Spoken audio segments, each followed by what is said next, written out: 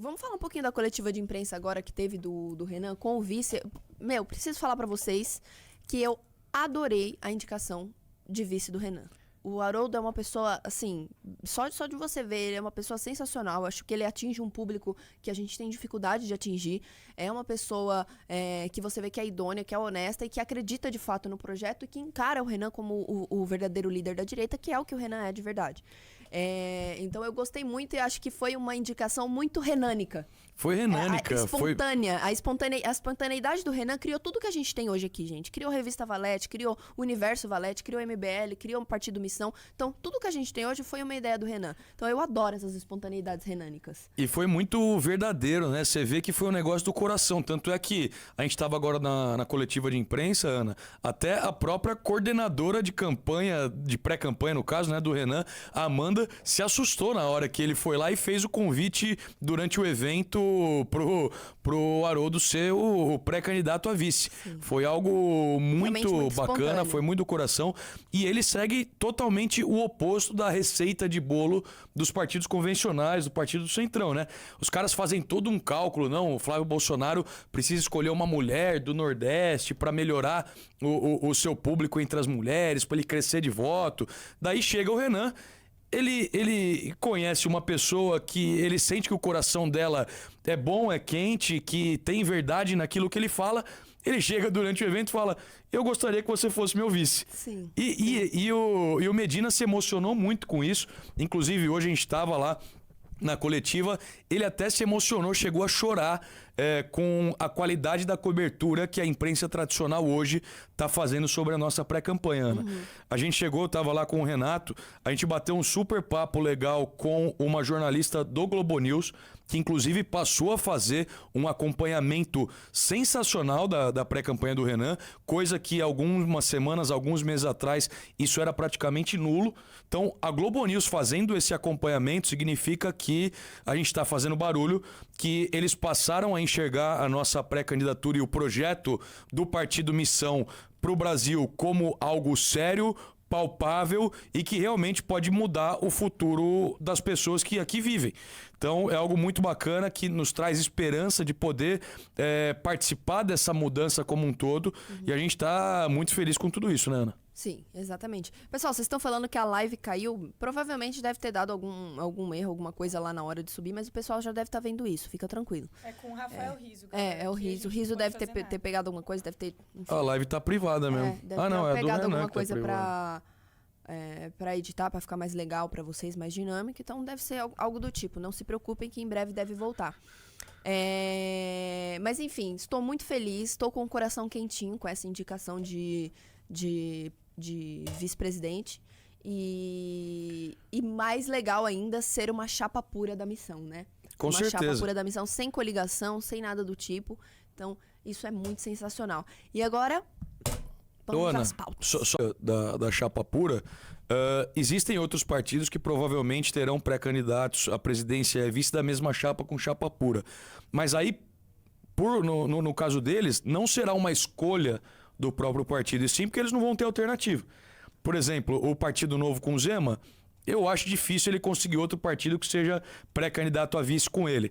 Ronaldo Caiado teve que escolher o Kassab do próprio partido porque, infelizmente, a galera não via viabilidade na pré-candidatura dele. Outros caras que estão mais atrás deles provavelmente também vão ter que optar por isso, não por escolha própria, mas por serem forçados a tal. O coitado do Zema. O Zema, meu, tá? Nem eu tô pra com dó do presidente, cara, nem velho. pra pré-candidato a presidente, ele tá tendo o apoio do partido dele, quiçá, pra escolher um vice. Então, assim, já tá tendo briga interna por conta disso. Briga interna muito externalizada, inclusive, porque os partidos, as páginas do partido regional soltam notas de repúdio contra ele. Não querem nem ele presente nos eventos do Partido Novo, cara. Exatamente. Então, assim, é muito legal a gente ver a disparidade que existe entre o Renan e os demais pré-candidatos. Porque você vê que essa espontaneidade do Renan, essa validação real e orgânica. Porque quando o Haroldo foi lá pra aquele evento, foi entregar a medalha do Renan, ele não foi esperando nada em troca, ele não foi esperando que ele receberia um convite nem nada, ele foi porque ele acredita genuinamente no projeto e que ele enxerga o Renan como um verdadeiro líder hoje.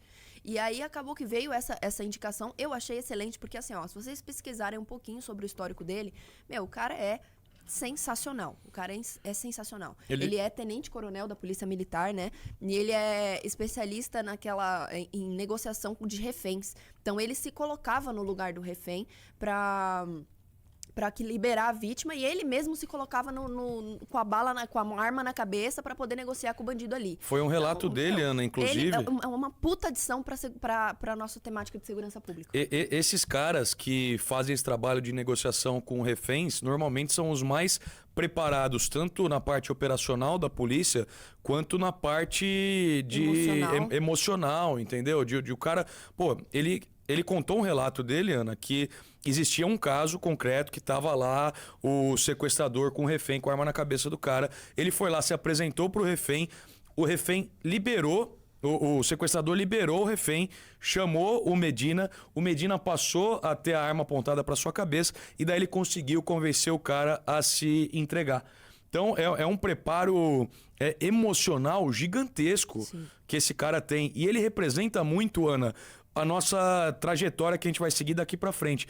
Porque ele é um cara de geração boomer, ele tem 62 anos, é um ex-bolsonarista, um cara que acreditou no projeto de Brasil, que nem existia na verdade, né?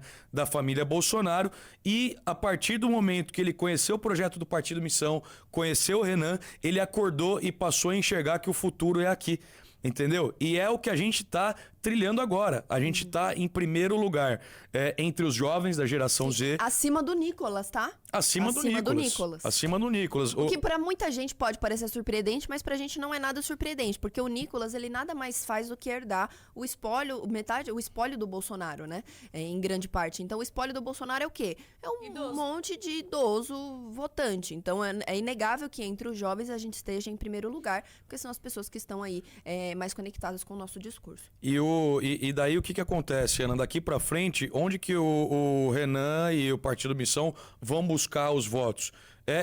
Conforme vai passando o tempo das pessoas mais velhas. A gente já está em primeiro na geração Z, de 16 a 24 anos. Agora a gente começou a crescer dos 24 aos 32 anos. Próximo passo, os 32 aos 45. Depois a gente vai começar a crescer naturalmente dos 45 aos 65, 70.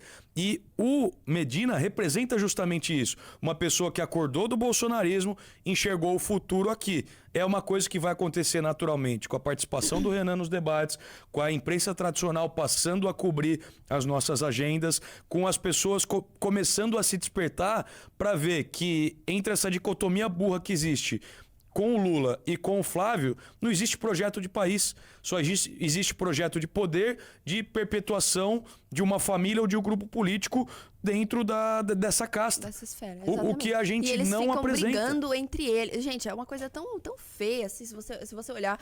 É o que eu falei mesmo, é a disparidade. Você olha para a direita real, que é a direita missão, que é a direita do Renan, que é a nossa direita, e você vê essa espontaneidade, esse abraço. O Medina abraçou a missão espontaneamente, ele não foi convidado por ninguém, ele foi lá, ouviu o projeto, foi apresentado pela filha, como ele falou na coletiva de imprensa, e ele abraçou o projeto, se filiou há muito tempo, e agora ele é vice, e você vê essa espontaneidade, esse crescimento idôneo.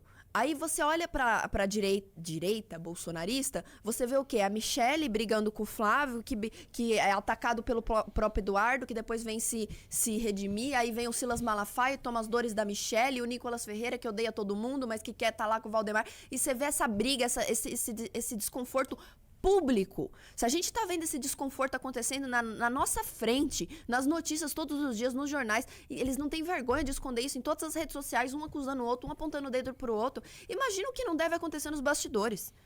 Imagina o que não deve acontecer nos bastidores. Você acha que esse tipo de pessoa tem a capacidade de reunir um grupo de pessoas para cuidar do país como ele deve ser cuidado? É óbvio que não. Se você juntar Lé com Cré, você percebe que nenhum deles tem a capacidade para gerir o país da forma séria que o país precisa ser gerido. E aí você olha pro outro lado e você vê esse tipo de coisa acontecendo, você fala, caramba, além dos caras terem um projeto, eles têm um coração. E é isso que a gente precisa para transformar o Brasil num lugar melhor e para alcançar aí a grandeza que o Brasil de fato tem o potencial de alcançar. A gente tem verdade, Ana.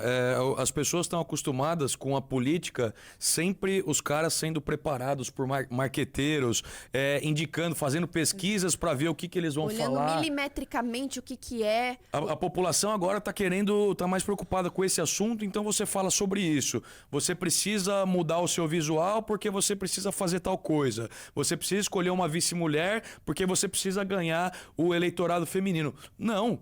A gente sabe aquilo que é importante para o país e a gente faz as coisas com verdade.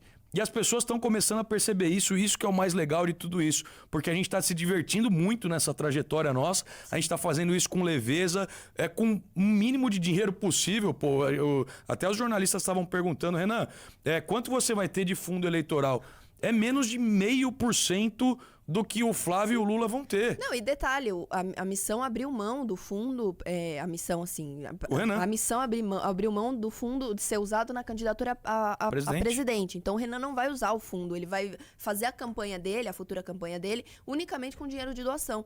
E a pouca quantidade de fundo eleitoral que a missão vai ter, vai ser dividida entre os candidatos aí a governo e deputados federais, deputados estaduais. Então, assim, para vocês verem como realmente o trabalho verdadeiro, a entrega verdadeira, ela gera identificação. E essa identificação está sendo mostrada diariamente em cada ponto que a gente cresce nas pesquisas, em cada encontro que a gente faz, que tem lá centenas de pessoas esperando para ver, em cada lugar que o Renan vai, que ele tá atravessando de barco, aparece um cara no meio do lixão reconhecendo ele, falando, caramba, o Renan.